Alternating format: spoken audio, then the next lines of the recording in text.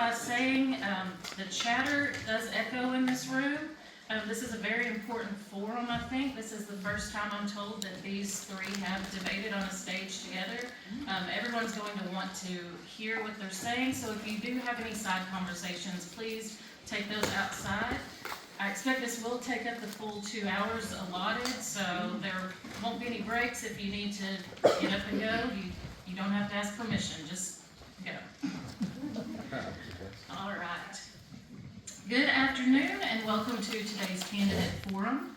My name is Lindsay French and I will serve as moderator for this event. The purpose of today's forum is to provide Arkansas County clerks and election professionals with an opportunity to hear directly from the candidates for Secretary of State and learn about their qualifications, priorities, and vision for serving the citizens of Arkansas. As county clerks, your offices play a critical role in conducting elections, maintaining voter registration records, assisting candidates, and ensuring public confidence in our electoral process. The Secretary of State's office serves an important partner to county officials in carrying out these responsibilities, making this election particularly relevant to the work you all do every day. I want to thank the candidates for their time and willingness to participate and travel to this forum. We're pleased to welcome the candidates for Arkansas Secretary of State, Kelly Grapp, Kim Hammer, and Dr. Michael Packo.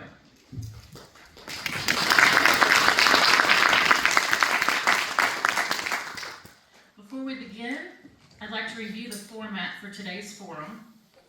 Opening statement order was determined by random draw. The order of responses to questions will rotate throughout the forum to ensure fairness. Closing statements will be given in the reverse order of the opening statements. Candidates will be given 90 seconds to answer each question, unless otherwise noted. Candidates should address the audience and moderator rather than one another. Personal attacks and interruptions will not be tolerated. Time limits will be strictly enforced to ensure equal opportunity for all candidates. To begin, we'll hear opening statements from each candidate. We've asked them to use this time to introduce themselves and share their vision for the Secretary of State's office, particularly as it relates to supporting county clerks, administering elections, and serving the people of Arkansas. First, to give their opening statement is Kim Hammer. Thank you. Appreciate the opportunity to be here with you. I don't think I'm a stranger to a lot of you because I've worked with you throughout my legislative career, 8 years in the House, 8 years in the Senate.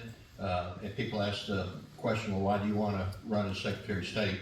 And the answer is pretty clear to me. Number one, and I genuinely mean this, I'm just running to find out if it's God's will that I'm supposed to move on and continue to serve the public. You don't know these things unless you put yourself out there. And so I'm just running not primarily to find out, is this God's will that I should continue to serve in an elected position to be able to serve the public as I've done the last 16 years. The other reason is because I've got 16 years of experience that I really don't want to put up on the shelf. Some of that 16 years has had great success, some of it's had great failures. And all of it can be beneficial to continue to serve in the future. And so I'd like to take my 16 years and continue to serve Secretary of State's level. As you know, I've worked with many of you throughout the legislative career. I think one of the key things that you need to have in a relationship with the Secretary of State is a working relationship where we work with you, not against you. We work together and not against each other. And that means that we come together, have the kind of meetings and discussions that before legislation is introduced, that we can at least get on the same page. And if we can't, we can at least be civil about it so that whatever our disagreements may be can be done in a healthy debate and a healthy process. So, I look forward to working with you if I'm elected as your next Secretary of State. One of the things I want to make sure too is that you get all the support you need out of the Secretary of State's office, whether that's revamping the website in order to make it more user-friendly, maybe having some interaction with our legal team when you have questions. Not that we can go to court for you, but we certainly can be an ally for you because what affects you affects us. And so I think that we have to have that interaction between the clerks and between the Secretary of State's office, because at the end of the day, if the voters win, we all win. And let each party and let each individual get out there and advocate for what they believe is strong. Our job is just to make sure that the elections are fair and that we keep our #1 status in the nation as the most secure state in the nation to conduct elections. So I appreciate, look forward to answering the questions and a few closing comments at the end. Thank you. Next up for opening statements, Dr. Michael Packo. Thank you. It's good to be here. I appreciate the invitation that the three of us got to join you at this beautiful venue here. I'm looking forward to afterwards going out and taking in some of the sights and attractions. But in the meanwhile, my name is Michael Packo, and I'm the Libertarian candidate for Secretary of State. Now, some of you may know me as the Arkansas economist, quoted in the newspaper, appearing on TV and radio, explaining what the latest economic statistics mean for Arkansas and the Arkansas economy. But I also have a side gig. For the past decade or so, I've been the chairman of the Libertarian Party of Arkansas. And from that perspective, I bring kind of an outsider's point of view to politics in Arkansas. From my point of view, it looks to me like there could be a lot more competition in our politics, not just between Republicans and Democrats, but within the Democratic Party, within the Republican Party, and with third parties and independents as well. In this very hyper-partisan environment where the two parties in the duopoly accuse each other of disenfranchising voters and defrauding the system, I think that it's really important that Arkansas have a Secretary of State who can stand above the partisan bickering and stand for the people of Arkansas and support the county clerks, for that matter, in the execution and implementation of our elections. So that's kind of the angle that I bring onto it. And if you're going to kind of summarize my campaign bumper sticker type slogan, it's simply that elections are too important to leave to the Democrats and Republicans. Now, I do have more that I want to talk to about some specific reforms to our electoral process that I think would improve the competitive environment, would improve competition. I think this audience would be a great sounding board for some of these ideas, but I don't want to take up all your time here in my opening statements. I hope we'll have a chance to talk about some of those suggestions later on. But for now, I guess that's who I am. Glad to be here, and look forward to taking all the questions that were coming up next. And last but not least, Kelly Craft. Thank you all for having us today. I am really honored to be in this room with you, and I'm honored to be on the stage with Dr. Packo and Senator Hammer. We just had a quick conversation that I just want to tell y'all I'm excited about running against these two, because we made a commitment to each other that we're going to do this the right way, and so I'm thankful for that. So I'm running for Secretary of State. If I have to summarize the reason I'm running for Secretary of State in one word, it's people. Because I do love this state, and I believe in the people of Arkansas. And I believe that the county clerks are a big part of why people trust our government. So your role is so critical. And my mission in this job is going to be as a service role. I'm listening. I picked up so many questions and even ideas this morning, just based on some of the challenges that y'all have out there. And so my #1 goal is to make sure, first of all, that our elections maintain their, their security and their integrity just like they are today, but also to really listen and understand what we could do differently or better to support you, get barriers out of your way, make things more efficient. Because I just think there's some opportunity. I come from a background more than 30 years in the business sector. I'm not a lifetime politician. I led a team of 800 people. I ran a big building in Little Rock with the Verizon headquarters. And I just believe that this role is an administrator. It's a constitutional officer. And I have background and experience that I believe will help me make sure that you've got the support that you need in the Secretary of State's office. So my commitment to you is to listen and to really understand where your barriers are and to make sure that people feel confident in the system so that they come and plug in.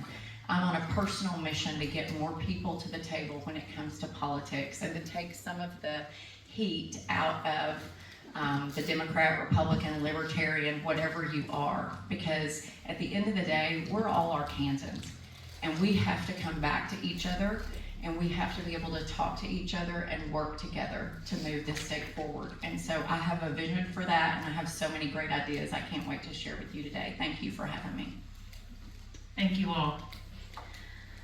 We'll begin with the questions. We will change up the order of response for each question, and you'll have 90 seconds to respond. First, for this question is Kim Hammer. County clerks, election staff, and poll workers face increasing pressure, criticism, and negativity during elections. This leads to burnout and resignation of seasoned election officials. As Secretary of State, what steps would you take to support and retain election workers across Arkansas? Thank you for the question. That's a realistic question because it's a real issue that's out there. I'll tell you a quick story I heard from one county, and you may be in the room, so I hope I restated accurately, but one of their poll workers who was 93 said, "I just got to give it up," or it was election coordinator said, "I just got to give it up," and was replaced with a 94-year-old. So that kind of indicates to you the problems that we're having. So my intent is, number one, I really think the Secretary of State needs to be out in the state and needs to be out of the office and traveling in the counties, working directly with the clerks and the other county officials as well, but y'all primarily because you oversee the elections. But also I think the Secretary of State needs to be in the schools. And just to be honest with you, we got an upper layer that are very engaged. We got a middle layer of population that's kind of sort of, if it's convenient, engaged. And what we really need to do is be out there and work, starting with the elementary and going up through the high school and the college, and start to create a generation that's going to come up and understand the value of being involved in the process and being out there to help. We have now a law that says you got to have 75 hours of community service in the high school before you can graduate. We need to make a direct connection between them and working at the polls and instill in them the understanding of the value of getting out and vote. The one thing I think... Sorry, I am going to call you out so we can stay on the schedule. Perfect. Next, Dr. Paco, and if anyone needs me to repeat the question, feel free to ask. Well, I think I hinted at the outset at the view that the partisan bickering has really caused a conflict that really has weaponized some of our key institutions, including elections, calling into question the integrity of the elections themselves and the officials that run the elections, including all of you and the Secretary of State as well. And so I think it's important that we try to reinstill the confidence that the people of Arkansas should have in our process, that we have fair, free elections, they're well maintained, well monitored, and to some extent, if there's bad information out there about how crooked elections are, the best way to combat that is with more good information. So I would like to see an initiative statewide among all the county clerks, election coordinators, the election commission members, and the Secretary of State's office to maybe make more out of the process of we're testing the voting machines and reassuring the voters that everything's on the up and up. Make it a big event rather than what I suspect it often is just a couple of Republicans or Democrats showing up to the testing process. So I think putting out a strong message to the public about the integrity of the elections from a common perspective would be a good approach. Thank you. Kelly Gray. I think there's three key things here. Number one is around civic education, which Senator Hammer alluded to. And my husband and I do a civic education program for high school students.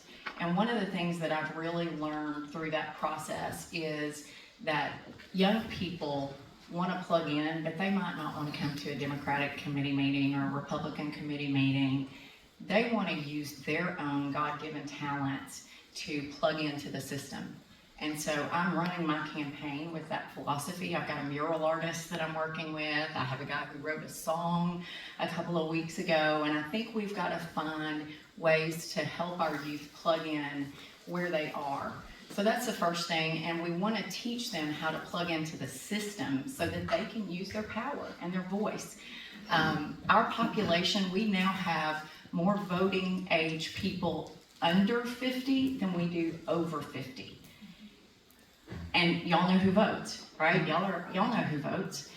We have more people over 50, and so I'm trying to show them their power.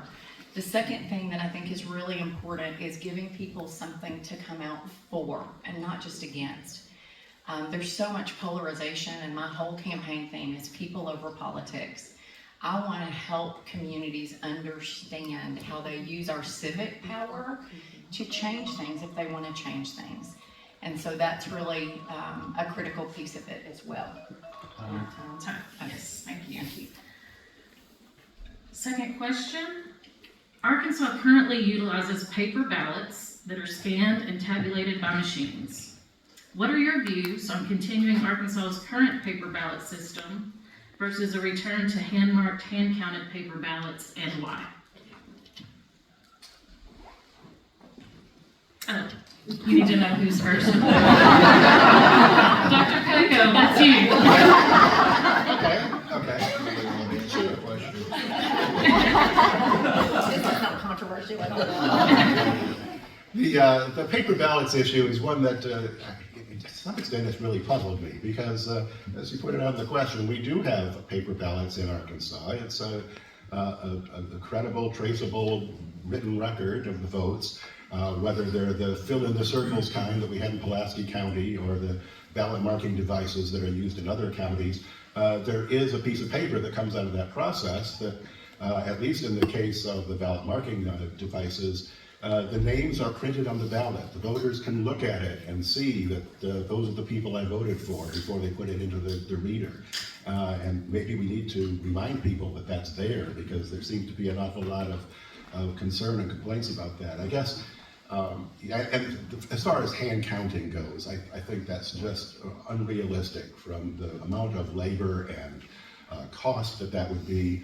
And for that matter, I think the results of the recount in the recent election for the Secretary of State Republican candidates showed that the hand count, yeah, it can be done, but you come up with the same results as the devices, the tabulating devices, and so there's, that's more efficient. And to tell you the truth, opening up, if you hand count it, you're opening up to human error and human shenanigans for that matter. So I think there's just as many problems with that, if not more, than there are with the way we do things now. Thank you. Kelly, Pratt? So this has been very controversial, right? And I want to stand up here in front of all of you today and let you know that I believe our elections are so secure, just like I know you guys believe our elections are so secure. I do think there's some questions about it, and so I think transparency is an opportunity as far as, and I know that's a buzzword right now, but I think that when we show people how secure our elections are, it helps them see that, oh, I'm not as worried about that, I may not have to think about it. But the good news is that in Arkansas, it's the law that they could have hand-marked, hand-counted ballots, but they can also have the machines. And at the end of the day, as the service role, my job will be to make sure that it's secure regardless of the system that they use. So I think our systems are secure, I think they're great, but the counties do have the opportunity to choose something different. And I've spent time with Searcy County, who has the paper ballots, and at the end of the day, we've just got to make sure that those systems are secure and that the counties have the support that they need. Personally, I think that, electronic, we've got to be efficient, and it's going to be really hard to do a full-on hand-marked, hand-counted. But at the end of the day, my job as Secretary of State is to make sure that the counties have the training that they need, the processes that they need, and they're supported as long as they're within the law. Senator Hammer?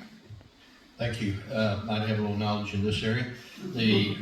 My position on it is first and foremost, I'll no longer be a legislator. What we will be responsible for, whichever one of the three of us get elected, is to make sure that whatever we are given by law from the legislature, signed into law by the governor, passed down by a federal initiative or a federal act, we will have to be responsible for facilitating it. Where we get personally involved is, as was mentioned, we've got to give you as much support as we can, regardless of whatever you choose to do as a county. However, I would point you to California and other states that are looking at going that direction, like Georgia. And we just talked about the manpower issue. How in the world are we going to have enough manpower to do an accurate paper count? And why would you leave a system that has gotten us to be the #1 state in the nation for election integrity and security? And I would raise this issue, and this is what I've raised on the campaign trail. Point to me a candidate who legitimately could raise the argument that they lost the election because it was stolen. And you can't find it. So as a result of it, why would you want to leave a proven system that is working and leave all that in order to go back to an era that we worked so hard to get away from? We'll have the responsibility to facilitate whatever is given to us. And so my position on it, personally speaking, is if it isn't broke, don't fix it, but trust and verify. And as long as we do that, we'll maintain our status as the #1 state in the nation for election integrity and security. And we don't want to make your job harder as clerks, understanding that we will not pass the law, we'll have to enforce the law. We don't want to make your job harder. All right, question number 3. Kelly Graff, you'll be first this time. Arkansas is widely recognized as a national leader in election security and integrity. Why do you think Arkansas election security is so strong, and what do you think could be improved on in Arkansas elections? So everywhere I go, if it's during the day when y'all are at work, I try to go by the county clerk's office. And I have met with so many of y'all, and I am confident in our system because I know it's being executed well locally. Elections are handled locally. The Secretary of State is a support function for you all as you're executing on that. And so I'm confident because I am meeting you and I know that your counties you're accountable to your counties. So that's the first thing. I do think that we need to show people how secure it is.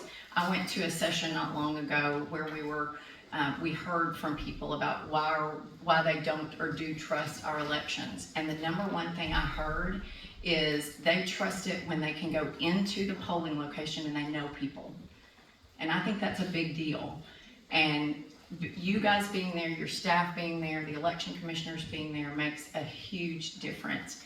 But I do think that we could do some videos. I have a plan, I come from a marketing background, and so I want to show people how secure it is. I want to give them videos, and I want to show how awesome that y'all are at doing this amazing work. Because at the end of the day, when people can see it for themselves, they go, oh, I get it. And if they don't think so, and they have all those details and they want to change the system, then in Arkansas, they have the ability to do that. And so I also want to show them that I think it is secure. Thank you. Senator Hammer. Thank you. If you look at the legislation that's been passed, you'll see my name as primary sponsor or co-sponsor, and that's part of the reason why we are where we are as a nation. We actually took the scorecard that Heritage had whenever it was that we were not #1, and we tried to align with, well, what is it that we have to do, looking at what happens in other states. And what we did was put a lot of proactive legislation in place, so no drop boxes, those kind of things that will help prevent and keep our election from being secure. But here's the thing, y'all are the front line, and we got to listen to what you say in order to get it passed into law so that we can give you the tools that you need in order to make sure that frontline people know that what they are doing has been a participation process, and then that way you can help in your local communities, as was said, because it's the local people that have voted you because they have confidence in you, and therefore we need to support you as Secretary of State. I do not think that we do enough to promote and to tout that we are the #1 state in the nation, and that's one thing I want to do as Secretary of State.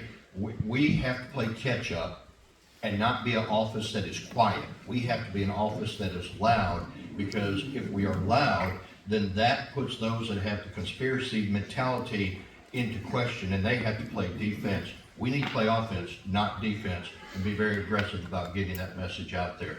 and that will encourage people to want to get out and vote. Thank you. Dr. Paco? Well, I think the record speaks for itself that you all do a great job in administering the elections. That's why we have received that ranking. I guess I'm not sure that a ranking from the Heritage Foundation is a definitive guide to election security, but I think we need to continue to speak up and be public about the process that we go through, the testing that goes into the whole process. As I said earlier, a kind of coordinated public relations campaign among all levels of election administration to demonstrate the validity of the vote would be a good idea. Now, fundamentally, though, I think a lot of the concerns that come up about the integrity of our election system are always about the other guy, that other state where they're messing things up. It's never, our politicians are never saying, well, our system is rigged. Otherwise, they'd be saying that maybe their vote or their election wasn't legitimate, I suppose. But, I think we just need to hammer home the point that at least here in Arkansas, we've got the situation under control and do everything we can as a team from the top down throughout all the precincts, all the election workers and everything to make that confidence clear to the voters. That is a great segue into our next question. Senator Hammer, you'll be first this time. The Save America Act has passed the House in Washington and is currently before the U.S. Senate. While Arkansas already implements the majority of its provisions, there are concerns as it relates to what type of identification must be shown to register to vote to prove citizenship. For example, potential voters may have trouble obtaining a birth certificate, have issues with legal name changes, and Arkansas Real IDs currently do not verify U.S. citizenship. So Arkansas Real ID could not be used to register to vote in Arkansas as it is currently. What is your response to the Save America Act, and how would you address these concerns? Well, first of all, they got to get along up there in order to get anything out, and I don't know a whole lot of hope for that. And the fact of the matter is that whatever they pass down will be duty bound to implement it. And so the ball is in their court. Unfortunately, the ball's going to end up in our court with whatever comes down in the way of the rules to enforce. I think that every voter needs to be a legal U.S. citizen, and we also need to improvise technology that brings together all the resources in order to make sure that when somebody shows up and you look at their name in the poll book, that you know that they are a legal voter. Unfortunately, I don't want to speculate because until the SAVE Act comes down, we just have to continue as we are doing, and whenever the SAVE Act comes down, we're going to have to figure out how to make it work, and I think that'll be the critical relationship between the Secretary of State and the Clerk's office is how is that going to shape out.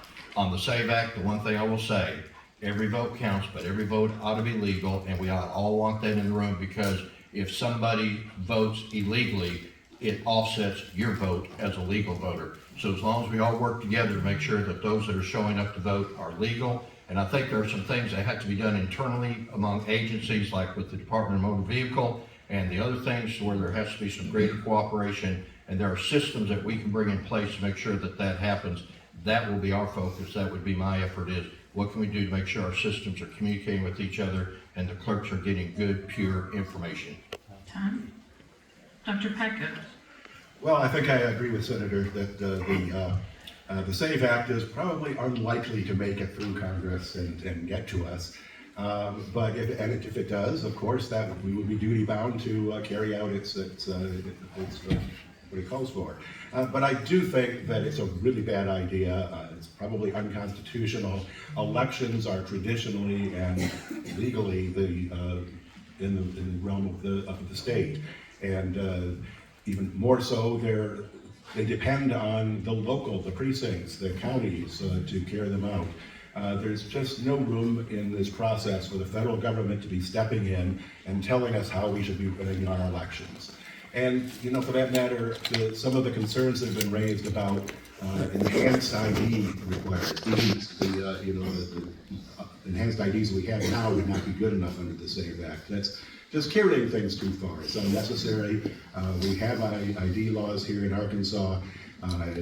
They allow us to verify the identity of the voters, and we need to be at least somewhat flexible about what the form of those IDs are, and not put additional burdens on, say married women to have to try to find their birth certificate and the marriage certificate in order to register to vote. That's just not the kind of hurdles we need in our election process.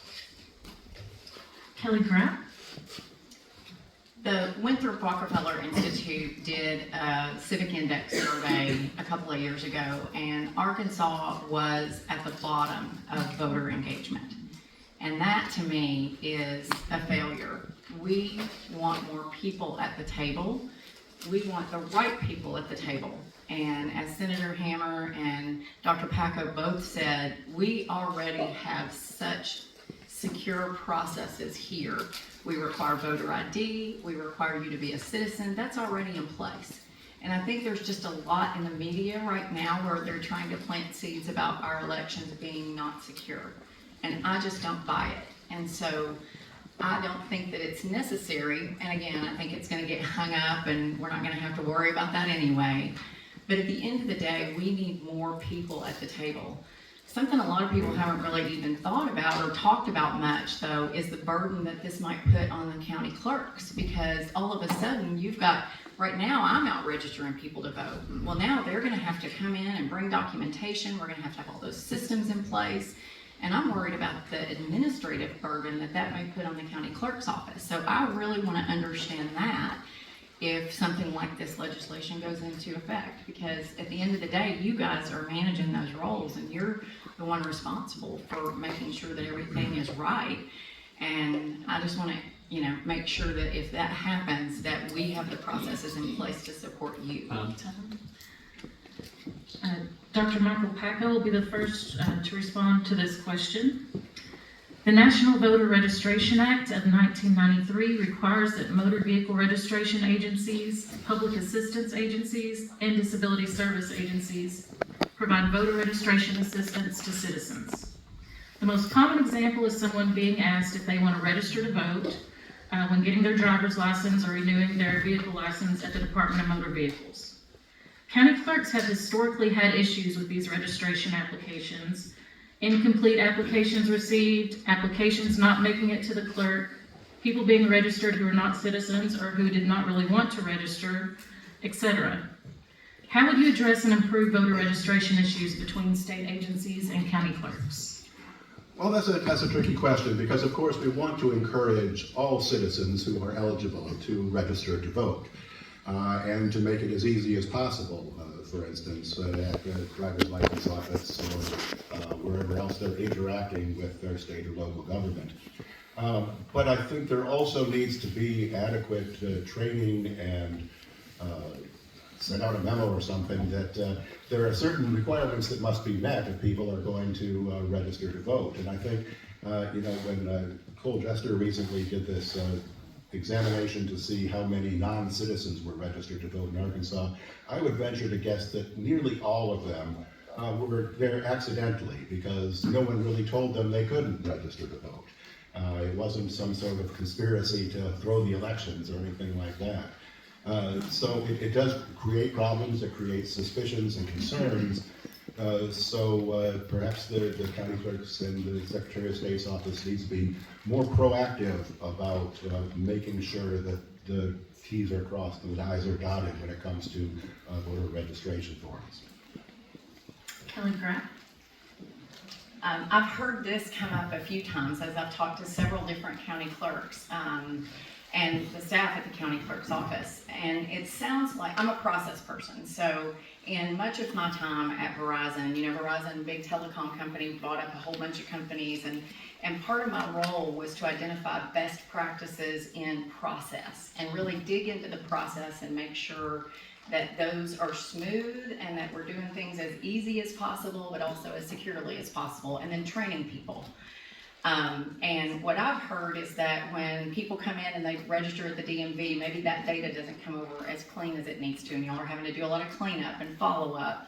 And then, sometimes people are getting registered because they feel like they have to get their medical benefits. And so it's just kind of a half attempt at it. And I think we need to dig into that process and understand how that data is coming through. Make sure that there's training at those other agencies so that what you get is clean. Because none of the agencies have extra time to be double doing work. And at the end of the day, we want more people registered to vote.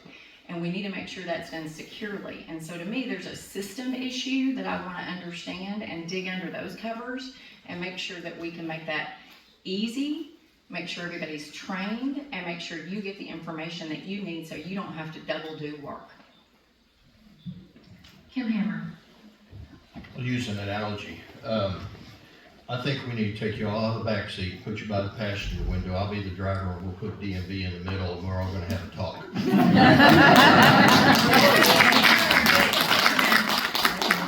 And a lot of times what I think we have to do, and look, I'm not a lawyer, don't pretend to be, don't really wanna be, but having a good legal staff on both sides and getting everybody in the room and saying, look, we gotta address this because we kicked the can down the road too far.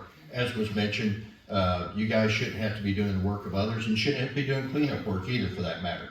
But I think really what it's gonna require is getting everybody in the room that has the power and the influence in order to make things happen and make the adjustments and make the changes and make the corrections. And if we have to change the law in order to give power to whoever needs to have the power, we need to get the legislature involved, get the governor on board, and work as a team. But I don't think y'all need to be in the back seat. I think you need to be in the front seat. Because at the end of the day, you got to deal with the people that come in and say, well, I'm registered to vote. Well, no, you aren't. Or you got to deal with the people. And once they leave the DMV, their job is done. So we need to make sure that their job is done right. Or we need to put something in place to where it just takes it out of their hands and puts it in your hands. But we all need to be talking together in a room instead of outside the room. This is question 6 out of 10. Kelly Grapp will be the first responder on this one. Misinformation is rampant, fact-checking is far underutilized, and public confidence and trust in elections as a whole is at an all-time low. Whether it be trust in the election system, the candidates, or even whether one's vote matters at all. How would you work to improve public confidence and trust in elections? So I mentioned earlier that part of my background is in marketing and part of my background is in training, learning and development. And I think that we need a full-blown campaign around this to help people understand and to tell them truth. And the truth has to be louder than all of the rhetoric. Right now, I think there's a general distrust in the government. There's a general distrust in whether or not it's worth it to go vote, because is it going to count or not? At the end of the day, we need a representative government. In order to do that, we have to get more people to the table. And so I have a plan around doing some significant marketing on how you plug into the system, how your vote matters, why the elections are secure, but then also just education around how people can plug in. There's a lot of young people that are like, I'm never going to run for office. That's too ugly out there. Have y'all heard that from young people? They're like, I'm not even going to register to vote because I'm afraid I might have to go to jury duty. Y'all heard that. And so I think we've got to go out there and show them their power and give them some wins. Encourage young people to get out and run for office and give them the tools. But at the end of the day, I also think it's important that y'all have tools to be able to share with your communities. So I'm going to come back to that. Kim Hammer. Thank you. I think what we need to do is what I mentioned a while ago. We've got to get into the schools and into the colleges and set up actual experiences where kids can actually go through and have the opportunity to vote, because it's just like church. If you get the kid, you got a good chance of getting the parent. If we can get the kids, they can go home and talk, and it creates the conversation that right now is not being had. The other thing is, and the reality is, you can't control how people think. You can only influence it. And the reality is, there's a bunch of crap going on out there about conspiracy theories. And from personal experience, having gone through what I'm going through right now in my election, You gotta have a bold stand, and you gotta stand up, you gotta call a spade, you gotta call people out whenever it is that they are pumping out crap. And I'm just being real straight, okay? And I think that's part of what we have to do, is start putting light in areas that are trying to create confusion and controversy unnecessarily.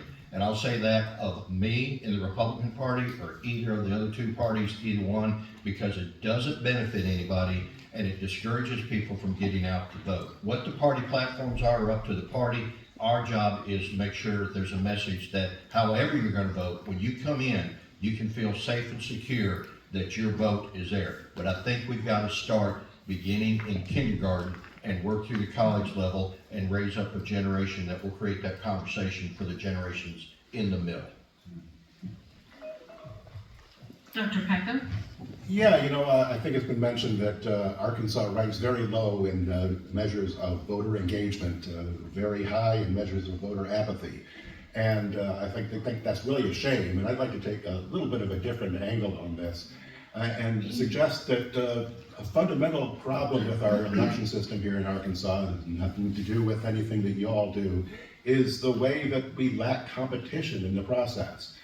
Did you know that over 2/3 of our state legislature faced no competition from the other political party? Only 32 seats are contested by Republicans and Democrats. There simply aren't very many choices in the ballot. The system we have now gives great power to the two political parties, who then divvy it up between them through processes like partisan gerrymandering and preventing independents from getting on the ballot, preventing third parties from effectively getting on the ballot. We've had to petition to become a new political party 8 consecutive times now, and it's about time that we opened up the laws a little bit and allowed to recognize the fact that the Libertarian Party is a party in Arkansas and should be recognized as such.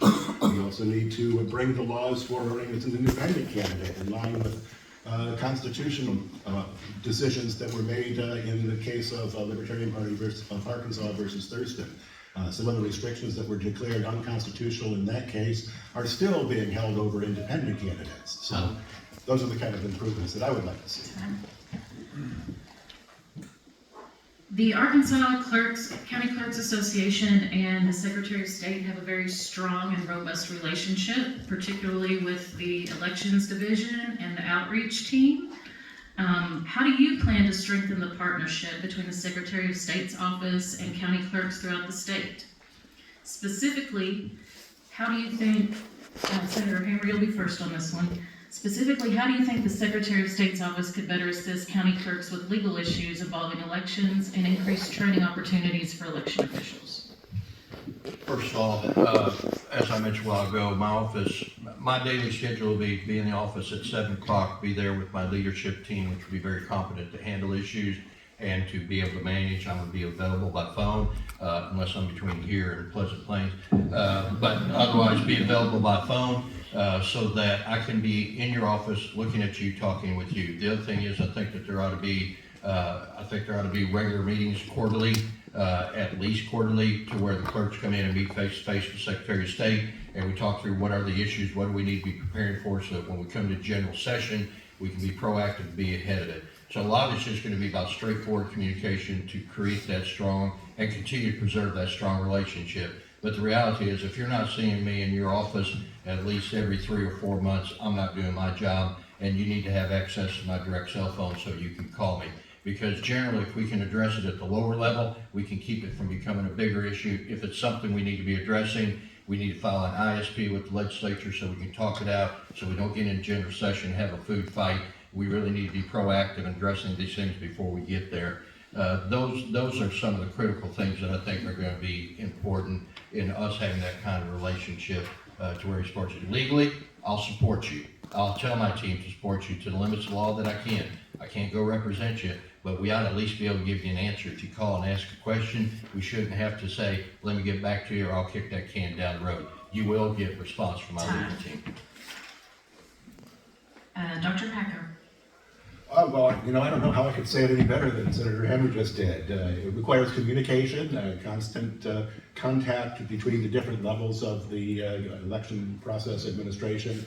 Now that I've had an opportunity to meet you all, I hope this isn't the first time, or the only time. I hope to keep in touch with all of you on a regular basis. I think that's an important part of the Secretary of State's job, is to know who's who around the state, who to turn to when there are problems, who can get things fixed, and to offer whatever assistance the Office of Secretary of State can to the county clerks and the election workers and the precinct levels at all levels. So it requires teamwork, cooperation, and communication. Kelly Graff? My commitment to all of you is to listen and to show up. I believe that the partnership between the county clerks and the Secretary of State is one of the most important partnerships in the state. And I believe that, or I have a plan around making visits. I have a schedule that I'm planning to implement immediately, where I come to visit. I have office hours in your county. And that's going to be a trick logistically after working through that, but I think it's important that I show up in your counties. But also, I am planning to do roundtables regularly to get feedback. I think when there are big decisions made about technology, about how we're spending the money, how we're making decisions on things that really matter day to day in the operations of your business, that you have input and feedback, and we will create feedback loops that are very specific so that everybody has a voice in that process. So I have lots of plans around that county partnership piece, because I think it is one of the most important relationships in the state. We're going to switch gears here a little bit. Beyond elections, what do you believe is the most important responsibility of the Secretary of State's office? And Dr. Packo will be first to respond. Well, of course, the duties of the office are often described as threefold: administration of elections, supervision from the state level, their business recording, registration process, keeping business records, and of course the keeper of the Capitol grounds and all that. I think those are very three different kinds of responsibilities, and I think it's important for a Secretary of State, who is, after all, kind of the executive officer of the Secretary of State's office, has good people behind him to carry out those tasks, to be in charge of each of those functions. So I would seek to have the best, most qualified staff possible to do those jobs. I think if there's one area of improvement that, just from my casual observation, that we could make at the Secretary of State's office, and this is probably true of almost any government organization, is to try to bring technology up to date. When as the CEO of the Arkansas Libertarian Party, Inc., I have to register our business with the Secretary of State's office, and it's kind of a clunky process at the business registrations office. There's also kind of some difficult hoops to jump through if you're just trying to search for candidates on the Elections Division webpage.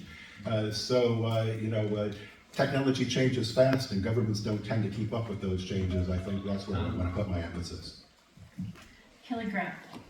I agree with Dr. Packo. I think there are some opportunities there that we could simplify things for the public and make things easier for small businesses to plug into and the system. But that is probably not as critical to the folks in this room as where I really believe that I bring a leadership approach that is critical in this time in our government. I do believe in people over politics. And I think that we've got to have leaders who are willing to stand up and say, I'm standing for the people, whether you're a Democrat or a Republican or whatever you are. Because at the end of the day, we're all Arkansans. And I think that we need someone who will step in and lead and not be afraid, if you're a Democrat, to go in a Republican room and a Republican to go in a Democrat room. Y'all know better than anybody that politics does not belong in this side of our business, right? It just doesn't. And it's so ugly and it's so polarized right now. And I just think we need leadership that is willing to stand up and say, we're going to be nice to each other and learn how to talk to each other again. And we're going to stand up for each other when it really matters. And so I think I bring that leadership approach to the table, and I'm ready to get to work to do that. Kim Hammer? We've talked about elections quite a bit, so we can kind of put that one to the side, but it gets down to the other two areas, and that is the business sector, which from a personal perspective, I'm the founder, board president of a 501c3 nonprofit child care center that my daughter-in-law runs. We run about 120 kids. I was interacting yesterday with the Secretary of State's office on a matter that we need to get cleared up and resolved. I also own a small business, sign and embroidery business, and so from an LLC perspective, I deal with that. I pastor a church. I had to yesterday get a letter that says a church in good standing, dealing with some church business and stuff. So everybody interacts with the Secretary of State's office, and I will agree, I'm a dummy when it comes to technology, but I know some really smart people in technology. I think you ought to be able to go to the website, and if you want to check a campaign financial report, it should be easy. Hit this button, and it takes it to you. I want to bring the people in the room that actually have to use it, to put it with the people that actually have to design it, and create our website to be more user-friendly in the business sector. And we ought to be number one in customer service as far as a leader in the state when it comes to that side. Capitol grounds, Cole's doing a great job getting it safe, secure, getting everything done. One of my top priorities is going to be parking. You shouldn't have to walk 5 blocks when you come to the Capitol. And the other thing I want to mention is this, that when it comes to the business sector, we better take on AI and get ahead of it, because it's in your world, it's in my world, and it's going to be in elections, it's going to be in Secretary of State. We got to work together to get on top of this AI thing, because it is something we got to deal with. Time. Kelly Bragg will be the first to respond to this question. What is one policy change or initiative that you plan to implement or to try to implement during your first year in office? That's a great question. I have a list. I think that first and foremost, it is making sure that we understand the processes.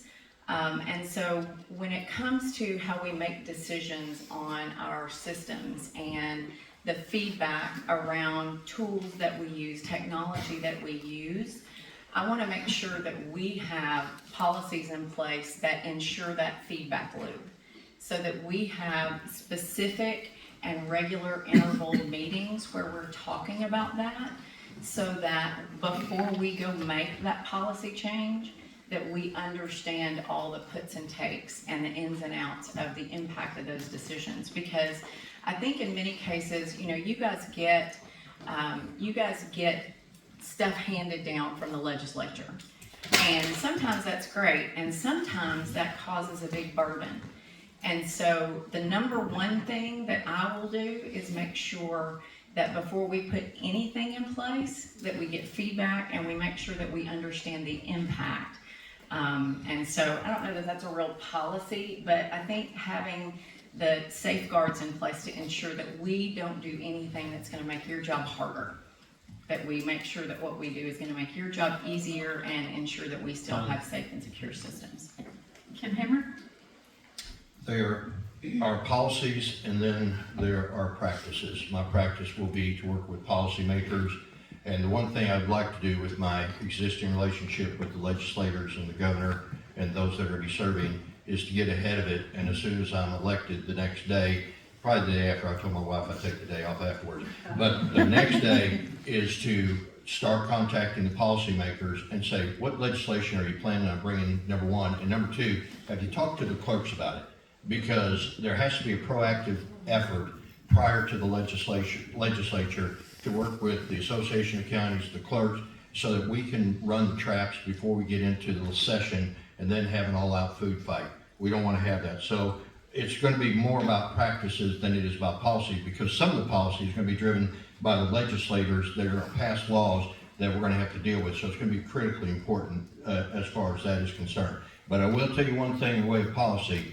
We've got to get some money coming into the account that's going to replace these machines as far as the certification coming down the line. And you can talk policy, but you got to talk money too. And we've got to get a pipeline coming in as far as dealing with the future and not wait to the moment. And that's going to take some time talking to the legislators, the governors, to make sure that when it gets to the rubber meet the road moment, the counties aren't having to pick up all the costs. We'll take that federal money that we can get, and we can take the state money, and y'all contribute a little bit, and we gotta have that discussion now and not wait till 2028.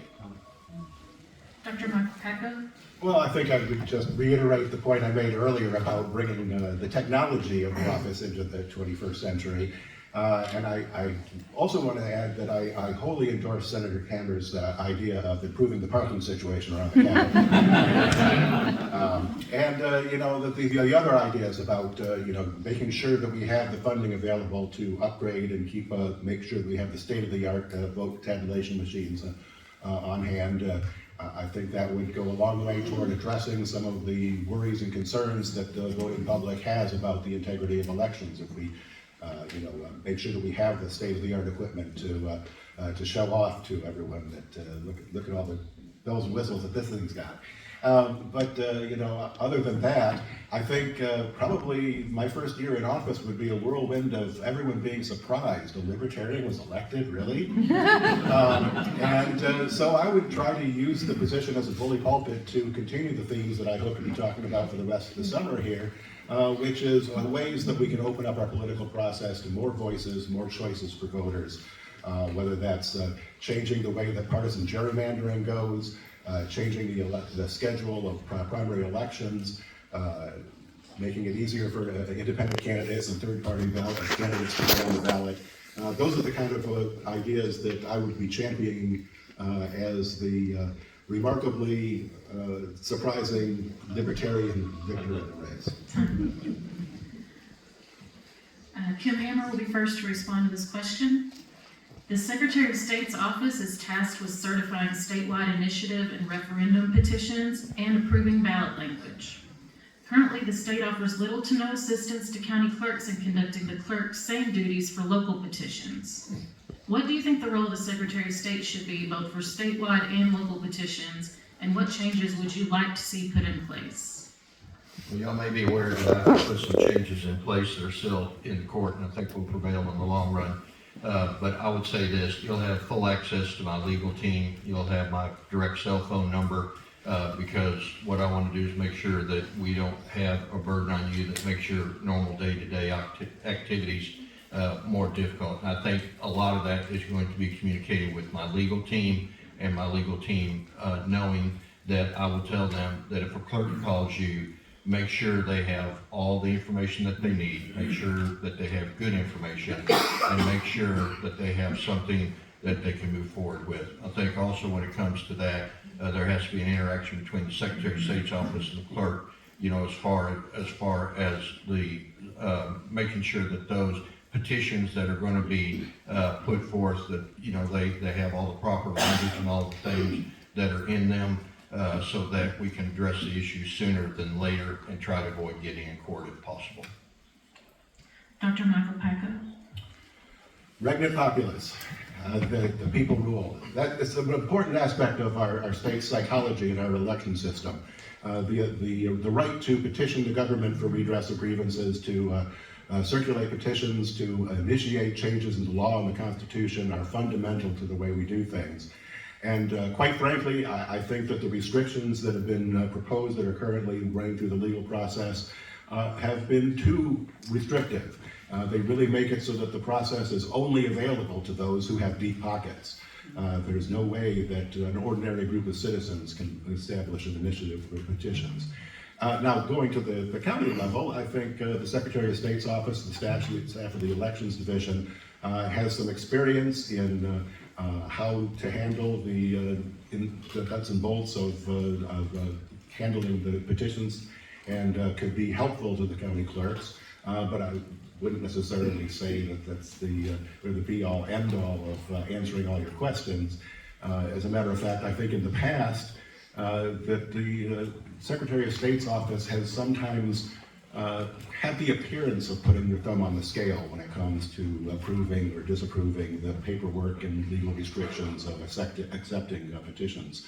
And that we have to go really out of our way to make sure that not only is the office impartial when it comes to deciding whether or not we think the people have a right to vote on an issue or not.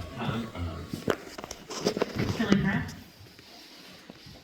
I have been deeply involved in the direct democracy process. It's actually where I kind of caught the bug of the people ruling. One of my campaign slogans is Regnant Populace. We're one of only 16 states that have this right, and recent legislation has made that harder. It's made it more confusing, and I know at the county level, there's not a lot of documentation that I've been able to find where you guys can go pull off the shelf and say, okay, how does this work? We need a handbook. And in order for a system to be secure, we need to take the laws that we have and we need a handbook for our counties and for the ballot question committees at the state level. There's just not a lot of information that walks people through that process. And to me, the Secretary of State is entrusted with helping people get to the ballot. It shouldn't matter how I feel about any initiative. It should matter whether I agree with it or not. If the people have met the requirements, the legal requirements, as documented by law, then they should be able to get to the ballot. And my goal is to hold the hand of the people to help that to happen. And we've got to do that the right way. We've got to do it the secure way. But at the end of the day, it is a sacred part of our Constitution that we can make our own laws. And I'm committed to helping make sure that those processes are documented clearly and that you guys have the support that you need when somebody comes and says, I want to run a petition. Candidates, those 10 questions were submitted by the county clerks in a survey that was sent out to them, so thank you for answering my questions. Because they gave me a microphone, I'm going to ask my own. We've got time. This might be the most important question of all. We'll start with Dr. Michael Packo. What is your favorite restaurant in Arkansas? Local Luna. I think that's one of the places that I was taking when I was being recruited to take the job at UA Little Rock, and it's got good home style Southern cooking. It's not a chain. It's a nice part of town. It's a pleasure to visit. That's where I like to go. You said Local Luna? Local Luna. They're in Little Rock, yes. Yeah. Just about to reopen, by the way. Yeah. I'm excited. Kelly Grant. Well, one of the great joys of this campaign is experiencing restaurants all over this state. It's been awesome, but my favorite is Gadwall's Grill in Sherwood because I grew up in Sherwood and it is community to me. It's local. I walk in, people know me, and when I go to places all across the state, it kind of feels that way in some other places too, but Gadwall's is my home place. I know one lady in particular who will be happy to hear that answer. Kim Hammer. Thank you. Riverside Grocery, Highway 5, outside of Benton, going to Hot Springs Village. If you want a breakfast that will just absolutely kill your heart and arteries, that's the place to go. They've got fried potatoes for breakfast. You get the real fried potatoes, not the ones out of the freezer. Very affordable. They got a great catfish menu, and it's just one of those where you go in and it's the community that sits around you, and it's just that community feel. And if you run out of gas, you can get gas too. I hear they've got some decent cuts of steak there as well. They've got, hadn't had anything bad yet. Since we do have a little bit of time, without objection, I would open the floor if anyone has any appropriate questions that they would like to ask the candidates. I knew she knew. My question is to all three of you, and it relates to our current election software. So would you open it up? Well, I've learned that throughout the years that our Secretary of State didn't want to spend money to upgrade our systems, for the interface and for us to have the latest and greatest as it relates to software. And so I'm just wondering, what are your thoughts on being able to get that money from the legislature so that we can upgrade the system and make sure that we do have a better interface, a better system in it? Kelly Grant. I do think that you need an advocate to go fight for those funds. And we've got to make sure that our systems are upgraded and that you have the tools that you need. I've heard feedback in a couple of places that there's some opportunity there from a tech support perspective. And just full transparency, I don't know what all the contracts are, but I do think that we need to talk about it, and I think we need to have some roundtables to really understand the feedback so that we can put together plans around that in order to support you. I don't know what it looks like, but I know that we're gonna need to advocate for some dollars, and I know that we're gonna need to make sure that whatever we go try to fix are the right things, so. Kim Hammer? It's my understanding federal money is already coming down. We need to capitalize on that, take a look at the balance that would need to be necessary. We need to utilize our leverage to go work. I kind of feel like I'm talking against my own now, but we've got to go to the legislature and impress upon the legislature that what we don't want to have is we don't want to have elections where there's a screw up because we don't have the adequate software, we don't have the updated software, we don't have the greatest and latest technology. And we need to make sure that we can build voter confidence to drive people out to vote by making sure that everything you need as a clerk in the way of software is there. And I think that means that all bets are on the table as far as the providers, as far as the contracts that are out there, and we need to leverage our power to be able to make sure that we get the best company that's going to service us the best. But with the federal money already coming down, we need to make sure that we get that done sooner than later. Cole's going to get some things started that he's not going to be able to finish, that we're going to inherit the responsibility of seeing it through to completion. And so with that being said, my commitment would be to get that current modernized cap in on the federal money to come down and get to work putting it in place. And I think Cole's already going to start that. We'll finish it.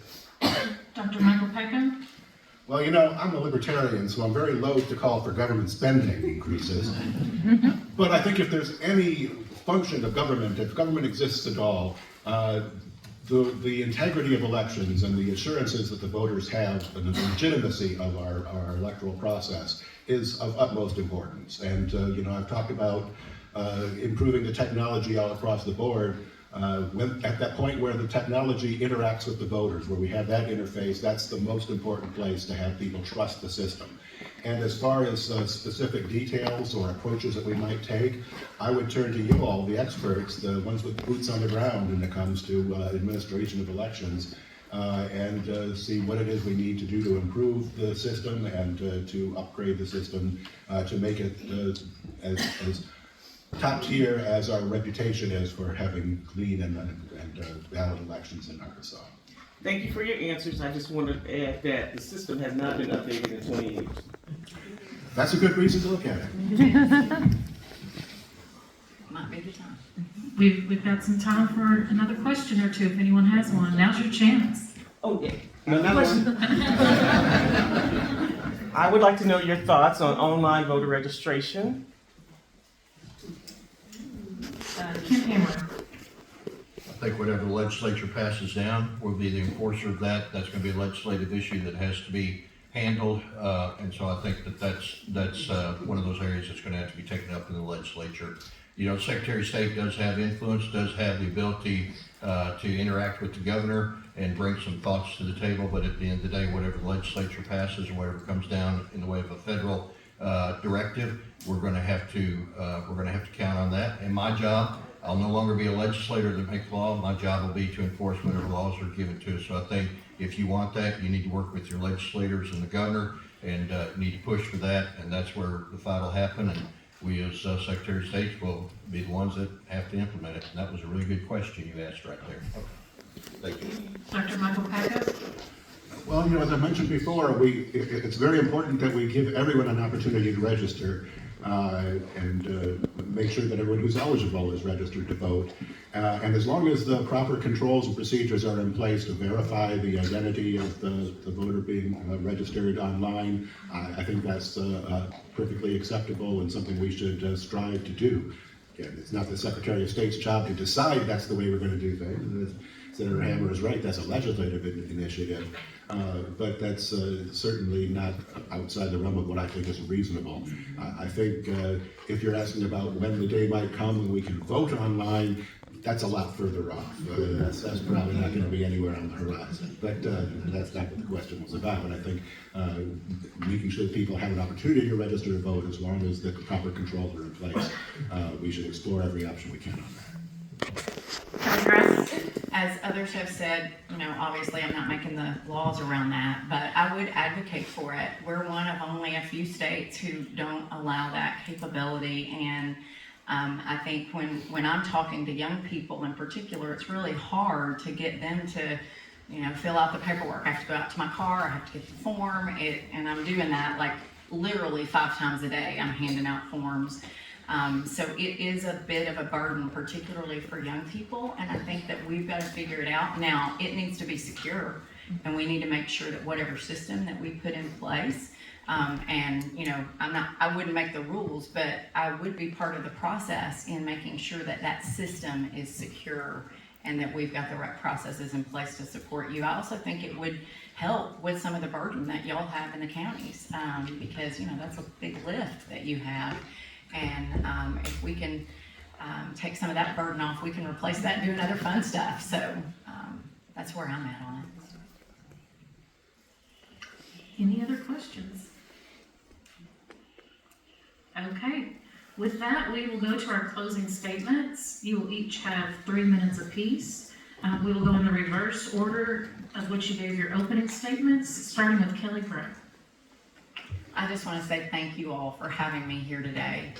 I learned so much just in the 4 hours that we spent before lunch, and really understanding some of the administrative things that I do think that I would love to go advocate for you for legislatively, to take some of the stuff off your plate also. And if I have to summarize my campaign in one word, I'll go back to the very beginning. It's people. Because I believe that here in Arkansas, we've got a lot of really great work to do together. And I am excited about putting in place processes to be able to hear your feedback directly, to be able to hear from voters more directly, to be able to engage our citizens in the democratic processes that you guys oversee every day. And my goal is to lift up the county clerks and really spotlight all the great work that you're doing and make sure that people understand how secure our systems are because of your work. So I just want to say thank you, and I promise you I will serve, I will work hard, but I'll work side by side with you to make sure that we can go help more people get plugged into the process. So I'd love for you to look me up. Feel free to email me directly, kelly@kellybrack.com. And I'm glad to share my phone number, 501-690-8227. I've already got several of y'all in my list. Feel free to text me if you have a question, because I believe that my job will be to show up for you, and that's my commitment to you. Dr. Michael Pecco. Well, thank you once again for inviting us here today. This has been an interesting, enjoyable experience, and I hope to be able to continue to have dialogue between whatever I'm doing and your offices as county clerks. I'd like to use my closing statement to give you more of my appeal to the voters in general, not necessarily to you as an audience of county clerks. And I want to read one of my most favorite political quotes of all time. This is from John Quincy Adams, who is quoted as saying, "Always vote for principle. Though you may vote alone, you may cherish the sweet reflection that your vote is never lost." Now, as a libertarian, I hear all the time that a vote for a libertarian is a wasted vote, that we'll never win, and so you shouldn't even bother. But I would like to suggest that, at least in today's political environment in Arkansas, the exact opposite is true. If you ask any political pundit, pollster, talking head who claims to understand Arkansas politics, they'll tell you this, that in any statewide race, the candidate with the R behind their name is going to win. The candidate with the D behind their name is going to come up with some good votes, but not enough for a majority. And that's the way it goes. Not even mentioning the libertarian, of course. Now, so basically, if you play along with their game, vote for your favorite color and your favorite team mascot, then... Time. Sorry. I thought we had 3.5 minutes. 3 minutes? 3 minutes. You can finish your statement. Go ahead. Oh, seemed like only 1.5 minutes. Anyway, what I wanted to say is that if a significant turnout for libertarian candidates, both myself and the others that are on the race this fall, your vote will be noticed. It won't just be lost in the aggregation of the vote results that simply confirm what everyone expected to begin with. So I think voting Libertarian is a way to have your vote noticed more than any other possible vote you could cast. Kim Hammer, 3 minutes. Well, first of all, in this room, you're probably one of four. You're Republican, Democrat, Libertarian, Independent, maybe Green Party. We didn't put those in the mix as well. But you know what? In your job and in my job, we're none of that. You know what we are? We are entrusted with democracy to make sure that the process is followed according to the law, and that we want to work together as a team in order to make sure that every vote that is cast counts, and every vote that is cast is legal. Let the parties fight it out on their platforms. But the reality is, when we get in our offices, our job is to make sure that the laws are enforced and that people have confidence that they are voting in a system that is safe, secure, and we can continue to champion being number one in the nation as far as election integrity and election security. In order to do that, we're going to have to play as a team, and we're going to have to support each other. It can't be a me against you or you against me. It has to be us, and we have to work together as a team. And the resources I have need to be made available to you. The resources that you have to be made available to me, because at the end of the day, we need each other. We need each other. My job as Secretary of State will be to make sure that whatever is given to us, that we follow it according to the letter of the law. It will also be to make sure that when the business sector is brought into the equation, that it is number one in customer service, because we want to take care of our citizens and we want to take care of our businesses. We want to make sure that they get good, quick, accurate information in a timely manner, and that they are responded to in a manner that you and I want to be responded to as well. One thing that hasn't been discussed that needs to be put on the table and be considered also is this. Probably, with all likelihood, if history upholds itself, whoever your next Secretary of State is also going to be the one that would be reelected in the second term, and we're going to be dealing with redistricting. And that is critical. And that doesn't need to be discarded or dismissed either. And so we're all in this together, and it is a bigger platform than just me or just you in your respective position. It's all of us working together. If experience matters to you, I've got 16 years of experience. Am I a career politician? If I'm a career politician, I'm not doing a lot of other things. I'm a citizen who wants to continue to serve and make myself available to you, as I hope that I've proven over the last 16 years. Have we always agreed? No, but iron sharpeneth iron, and at the end of the day, you're equipped to go out and do the job that you're called, or in our case, that you're elected to do. So I hope that you would consider supporting me in your individual capacity, and I thank you for today's opportunity. And I thank you for the other two that are in the race. I hope we've conducted ourselves in a manner that makes you proud of Arkansas politics.